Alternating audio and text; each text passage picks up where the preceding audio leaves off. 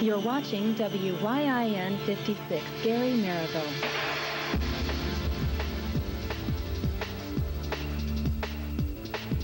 Coming up next on the 56 Nightly News. 2 evacuees find shelter with their extended family right here in Northwest Indiana. We'll have their story. Plus, the Lake County Sheriff's Department is doing their part to find shelter for its animal victims. And find out how a court ruling can affect how school children salute the flag. Those stories and more are next on the WYIN 56 Nightly News. The 56 Nightly News is underwritten by NIPSCO is more than a regional utility company. We are your local energy company, and we're working hard to improve our ability to serve you. At NIPSCO, we're taking care of business close to home. Kankakee Valley REMC is a touchstone energy cooperative owned by the people it serves. It's the electric utility that listens better, cares more, and serves its customers best. Kankakee Valley REMC promotes energy conservation with the use of geothermal heating and cooling systems. Geothermal systems are environmentally friendly, economically sound, and dramatically reduce utility bills. Find out more about Kankakee Valley REMC. Visit us at kvremc.coop. Bank Calumet, convenient, committed, and locally owned. Bank Calumet, conveniently everywhere with over 30 locations and 24-hour ATMs all over Northwest Indiana and South Suburban Chicagoland. Bank Calumet, always nearby with in-store banking at Strack and Van Til, Wiseway, Halo, Walmart, and Meijer. Open 7 days a week, including evenings.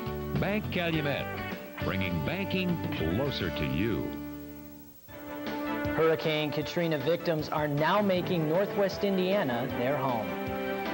Good evening, everyone, and thanks for joining us tonight. I'm Todd Medland. Well, our top story this evening, Hammond is now home to 2 sisters who fled New Orleans before Hurricane Katrina hit. And reporter Nicole Kunchek was able to talk with the 2 sisters. And Nicole, what is their situation as we speak? Well, the 2 sisters are originally from Indiana, but have been living in New Orleans for the past 15 years. When Katrina threatened, they packed 6 people and 2 dogs into a car and drove 39 hours straight to reach Hammond, where they have extended family. They lost everything when the levee in New Orleans broke, flooding the city. Now they're trying to start life over and make Hammond home. After Hurricane Katrina destroyed their home, prayer is all Antonia and Doria Strickland have. Everything is needed. You know, there's nothing that we had that we have now but each other. 2 weeks later, they are still trying to piece back together their lives. What they need now? Everything. You know, you can't name enough. You know. Her sister Antonia enrolled in Purdue Calumet to try to finish her art degree. She sees her situation not as devastating, but as an opportunity. Just to start over, change a few days of our life, I guess. Both sisters say the outpouring of support from the community has sustained them. People have been very nice, and I'm very thankful to them for that. All the love and the support and the kindness that has came from most people, that's a blessing in our eyes, because like I said, we came up here with nothing, maybe 2 pair of pants and a shirt, but other than that, we had nothing, and when we get here to see how many people were willing to open up their arms and just help us, it's a blessing. They don't know if Hammond will become their permanent home. They just know they're not going back to New Orleans. They're depending on prayer and the kindness of others to see them through. The sisters say they're used to storms hitting New Orleans. They originally thought they'd be back home within a week. Now they're looking to replace everything: clothes, jobs, appliances, and cars. The sisters say they don't know what life will bring next, but they're trying to embrace whatever comes their way with open arms, Todd. Unbelievable story, too. All right, thanks, Nicole. Well, speaking about relief efforts, don't forget to tune in tonight to WYIN 56, where we'll be hosting Northwest Indiana Responds. Now, this is a live telethon for the victims of Hurricane Katrina. The American Red Cross, the Salvation Army, plus many other local relief agencies, businesses, churches, and civic groups will be at our studios to discuss how they are raising funds and helping in the relief effort. All money raised tonight during our 2-hour telethon will be given to the local chapters of the Red Cross and Salvation Army. The telethon begins right here on WYIN at 7 p.m. Well, many local efforts are in motion to help the evacuees of Hurricane Katrina, including some of its smaller victims, animals. Today, the Lake County Sheriff's Department held a press conference to discuss how they're taking part in reaching out to those who can't speak for themselves. Sheriff Roy Dominguez met with local officials this morning, including animal humane enthusiasts, to discuss the local effort being done to bring animals from down south to this region. The Sheriff's Department has built a rescue effort website for anyone interested in adopting, fostering a pet, or donating monetary or personal goods to area humane societies. Our community, our society loves their pets and want pets and their animals that are God's creatures and who are voiceless and many times helpless. And we're going to try to reunite them with their families, and if not, find them permanent forever homes. Now those animals coming into the shelters will be given vaccinations and will be quarantined to ensure they do not have any contagious diseases. All proceeds will be donated to the Katrina Animal Rescue Fund. To find out more information, you can log on to www.lckar.org. Well, in the state of Indiana's 190-year history, only one Hoosier has ever served on the U.S. Supreme Court. With the nomination of Judge John Roberts, that could change. Now, he grew up in Long Beach, Indiana, and graduated from a small Catholic boarding school near LaPorte. Today marked the third day of hearings for the Chief Justice nominee at the Hart Senate office building in Washington, D.C. This morning, Senator Sam Brownback of Kansas inquired about the judicial branch's checks and balances system. Brownback says the president has the power to populate the bench. The legislative branch has the power to advise and consent regarding the Chief Justice nominee, but asked Judge Roberts how he would use the checks and balances if confirmed. Here's how Judge John Roberts responded. So I would say the primary check on the courts has always been judicial self-restraint and a recognition on the part of judges that they have a limited task, that they are insulated from the people. They're given life tenure, as you mentioned, precisely because they're not shaping policy. They're not supposed to be responsive. They're supposed to just interpret the law. Now, Indiana Attorney General Steve Carter released a statement earlier today regarding the confirmation of John Roberts as Chief Justice. He says he hopes the U.S. Senate will decide that Indiana's legacy of producing strong national leaders for the executive and legislative branches of government will extend to the judicial branch as well. While reciting the Pledge of Allegiance in ruled unconstitutional by a federal judge today. U.S. District Judge Lawrence Carlton ruled the pledge's reference to one nation under God violates school children's right to be, quote, free from a coercive requirement to affirm God, unquote.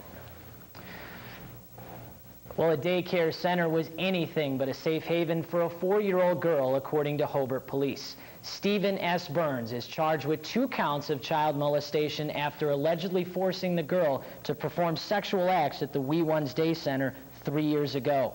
The daycare center closed in August after Burns turned himself in. If convicted, Burns could face up to 50 years in jail. He's currently being held pending a $50,000 bond. Well, coming up after the break, see how Portage may soon be the place to go when it comes to movies. Plus, find out about the danger still present down south due to Hurricane Katrina.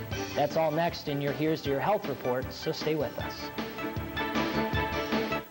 The people of Louisiana and Mississippi need our help, and Northwest Indiana is responding. You can help too. Tonight, WYIN 56 will air a live telethon starting at 7 p.m. Northwest Indiana responds. Community leaders, church groups, businesses, and individuals just like you will come together to raise funds for the relief effort. Tune in tonight at 7, right here at WYIN 56 for Northwest Indiana Responds. Next Next time on Cooking Under Fire, as our 9 remaining finalists board a bus heading to Las Vegas, Kasuji's attitude begins to grate on the others. You don't want to work for Todd English. What are you doing here? I'm contributing to your film to start your own restaurant. This week's challenge, duplicate guest chef Michael Mina's famous Dover sole dish. Are you nervous? If I was you, I would be nervous right now. Will Kasuji find himself in hot water with the judges? Thursday at 7:30 p.m. on WYIN 56.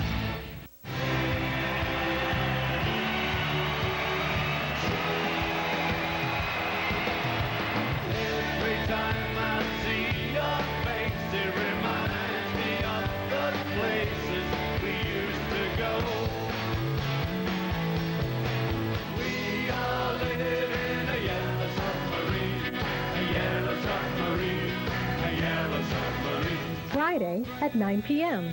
on WYIN 56. Hurricane Katrina has left a safety crisis in its wake. Disease is the newest deadly enemy. The stagnant, polluted floodwaters running over in New Orleans and its surrounding areas are host to dangerous amounts of bacteria, viruses, and toxins. The waters are already taking lives, and the number of victims continues to grow. Health reporter Natoni Williams has more in this week's Here's to Your Health. Hurricane Katrina has left behind not only destruction but disease and infection. What you can see floating in the floodwater of New Orleans is decay and waste. What you can't see, potentially deadly bacteria, viruses, and toxins, many times higher than the acceptable limits. These bacteria can cause skin infections, which get into the blood, like these Vibrio, which have actually killed people. You have ones that can cause diarrheal diseases like the E. coli, dysentery. You have others such as viruses, which can cause hepatitis, and potentially mosquitoes, which can spread West Nile virus. And although it's hypothetical, theoretically, even malaria is possible. He says although people have already died from bacterial infections and others have been sickened by E. coli after exposure to these waters, there are life-saving precautions people can take. Experts say people in afflicted areas should stay away from floodwaters and also tap water. Even if they boil it and get rid of potential bacteria and viruses by boiling it, there still are toxins. There could be lead, there could be mercury, there could be organics like oil, gasoline, etc. So the mere fact that you have running water, it is not safe. To avoid infection of any kind, wash your hands frequently and flush open wounds with clean bottled water to avoid more serious diseases. To prevent foodborne illnesses, avoid food that's come in contact with any infected water and throw out any perishable items. It's also important to clean unopened cans with bleach and water. Medical experts say influenza has become another serious threat. Flu can be a dangerous disease that kills people under normal circumstances. These are very abnormal circumstances. You have lots of people cramped close together, many of them in poor condition, elderly, small babies. The flu could go through there and cause illness and possibly death. All right, Natoni, thanks for that report. Well, let's turn now to meteorologist Chuck Heaver. He joins us from the Weather Center with our first look in current conditions. Chuck?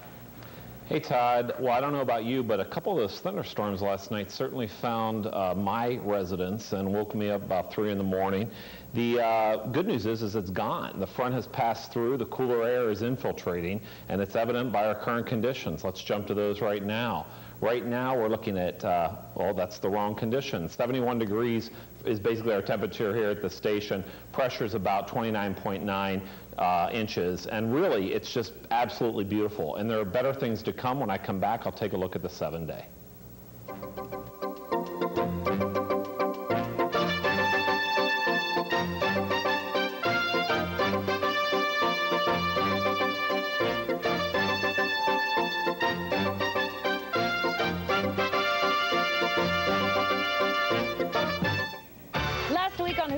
Mary Curry of North Vernon turned $1 into $19,000. If you'd like your chance to be on the show, pick up a Hoosier Millionaire scratch-off ticket from your local Hoosier Lottery retailer. And while you're there, get a TV bingo game, then watch us for numbers. Join us next week for Hoosier Millionaire because you have to play to win.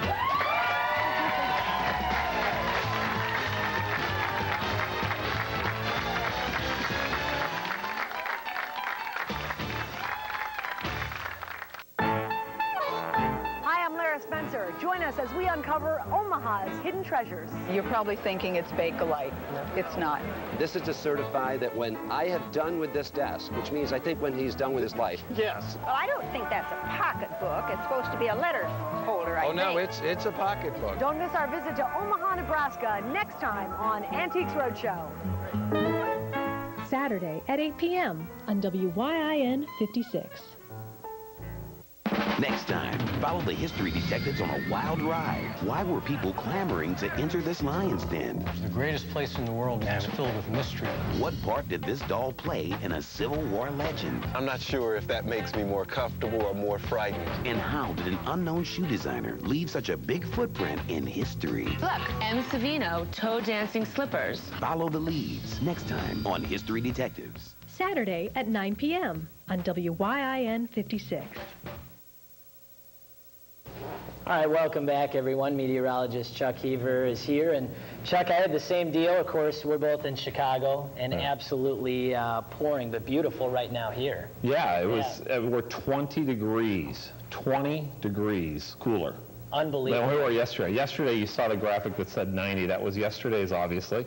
And 71, is that what we are right now? Yes, 71 degrees. Unbelievable. Barometric pressure is just beautiful. We have high pressure moving in, so it is only going to look up from here. We've got great weather the next couple of days coming along, so hey, no complaints. And you know, it's in so big comparison to Hurricane Ophelia hitting the coast, and it's just amazing the destruction potential there as well. It's Category 1 right now, but it is maybe potentially moving into a Category 2 status. So, you know, we shall see. Time will tell. Actual temperature today, though, 77 for the high, a low 68 last night. Normal 75 and 54, so not too far off from that. Record of 99 back in 1939 and 40 in 1985. Sunrise at 6:28, sunset 7:01. We're about to hit the 6 p.m. time frame for that. So there is regional observations. Again, what a huge difference from yesterday. Literally 20, 22, 25 degrees temperature drops since yesterday evening at the same time. So really nice, cool air is settling into the area behind that front. There's the front that passed through earlier, and again, the clouds are going away and we're really going to clear out. They stuck around a little bit longer than I expected, but the sunshine did pop out. It's just beautiful out right now. There's Ophelia skirting the coast of North Carolina. There's the expected track of it. Again, it's at a Category 1 status as of the last posting, but Category 2 is actually not out of the question. So it's basically going to skirt the coast and then eventually push out. That's a plus, if there is a plus out of a hurricane. There's Thursday. The cold front pushed off to our east. Mostly sunny here throughout the day. We might get a couple clouds, and especially off the lake, depending on the fetch of the winds across the lake. There's a disturbance moving in the south, but that won't impact us in terms of precipitation. Marine forecast for tonight, northeast 5 to 10, maybe a little stronger gusts in the open water, 2 to 4 feet on the waves. Tomorrow, northeast 10 to 15. 1 to 3 feet on the waves, and the water is a comfy 72 degrees. So for tonight, mostly clear, 61 degrees, winds northeast 5 to 10. For tomorrow, mostly clear. Tomorrow, mostly sunny, 75, winds northeast 10 to 15 miles per hour. And there's a beautiful 7-day forecast, 75, 78, 81. So the next 3 days looks to be pretty nice, and maybe some storms on Sunday into Monday, but you know what? Anytime temperatures are below 85 and humidities are low, I'm a happy camper. Perfect. Yeah. Yeah, it's looking real nice. Yeah. Joe, you've got, they're in Fargo, but some good weather for baseball if they can get it back. Well, they'll get it back here for sure. Yeah, it's looking good for the weekend, but not good on opening night of the Northern League Championship Series. And the Railcats will try to do better with that tonight. Game 1, a 5-1 loss, and they're just underway at Fargo in Game 2 of the Northern League Championship Series.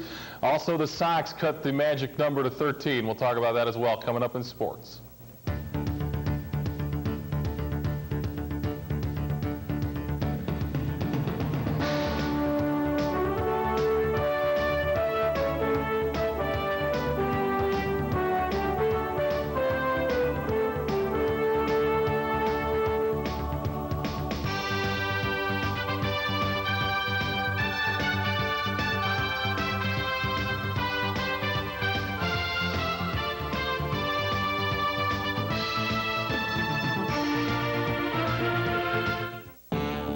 It's a city unlike any other, where chaotic change is creating a sequel to the American dream. It is the power to do anything we want. Its face isn't white, black, or brown.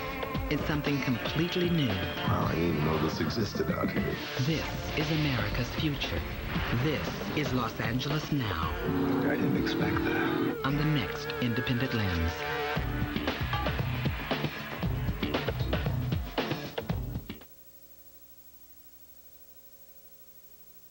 Next time on Austin City Limits, Roots Rock with Los Lobos.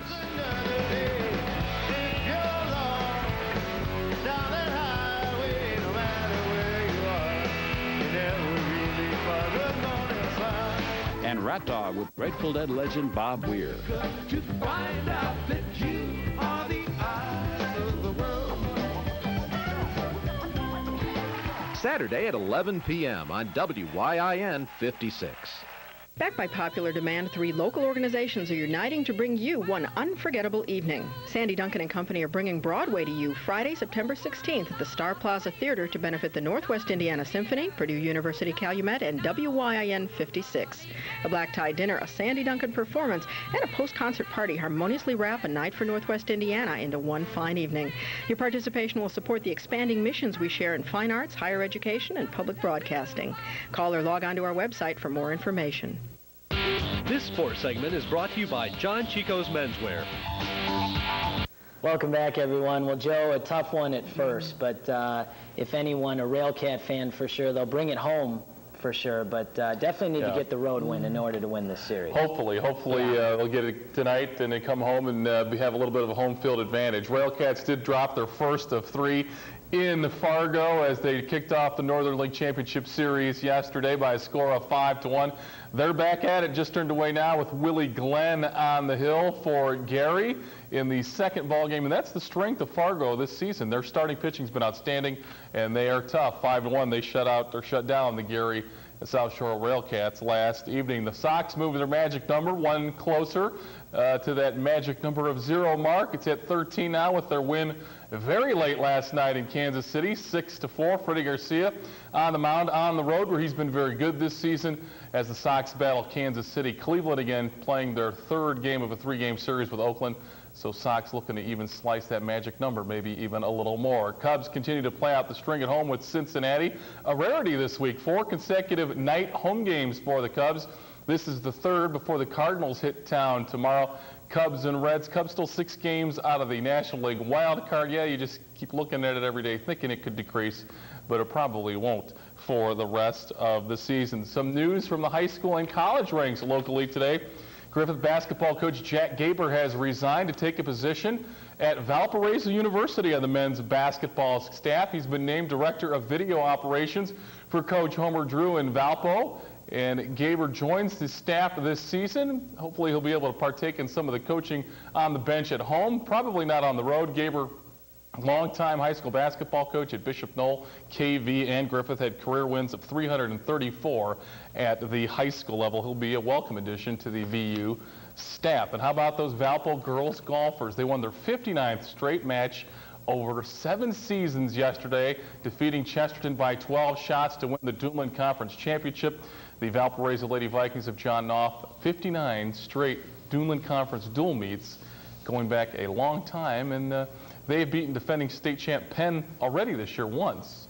So hopefully when the state tournament gets closer, they'll be able to compete maybe in the top 2 or 3, if not winning the state championship in girls golf. And I was going to say, I don't know if it's in the water in Valparaiso or what, but the men's team is just as solid. Well, yeah, I mean, they are very good. They've got their top 5 that are always consistently in the 70s. Yes, and then we didn't even touch on the girls cross country team because they've been so dominant from Valpo as well. So all around. Yes. All right, Joe. All Thanks. right. Well, finally tonight, to be full of hot air is not the best compliment, except when it comes to hot air balloons. Feature reporter Elizabeth Hertel got swept up in the finer points of ballooning at the Kiwanis Balloon Fest, and her feet never left the ground. The 3-day Balloon Fest held at the Porter County Fairgrounds in Valparaiso was sponsored by the Kiwanis. This 15th annual event attracted balloon enthusiasts from various areas. I brought balloons in from Indiana, of course, Illinois, Michigan, and as far as away as Des Moines, Iowa for this event. But there was 21 balloon pilots here, and of course each balloon has at least 4 crew members, if not more. Although the principles of buoyancy date back 2,000 years, the first balloon became airborne in 1783 with the ingenuity of the Montgolfier brothers in France. Flight is based on the premise that hot air, being lighter than cold air, tends to rise upward. 1 cubic foot of hot air can lift 7 grams. It takes 65,000 cubic feet of hot air to lift 1,000 pounds. That's why the balloon envelope is so big. As it fills with air, the gored fabric is carefully unfolded by the balloon crew. Balloons seem to attract crew members by their very nature. I met up with Chuck and Elaine WYIN, and they offered to take me along, and for 3 years now I've been crewing with them and just having a wonderful time. Chuck WYIN, the pilot of the Windswept, opened the propane fuel jets that reheated the air that slowly lifted the balloon envelope upwards. Though some were made of other materials, the passenger cabins of choice at the fest were made of wicker. The wicker helps absorb shock upon landing. As the Windswept gently lifted off, one passenger experienced the open sky for the first time. It was so cool. That's all I can really say. But you could see everything. Everything looks so small from that high. Driving over Route 49, it was so cool. Balloons go up and down and are subject to where the wind blows. Pilot certification is necessary. You have to have a private license in order to fly the balloon. There's also the commercial certificate that you can get that allows you to fly passengers for hire.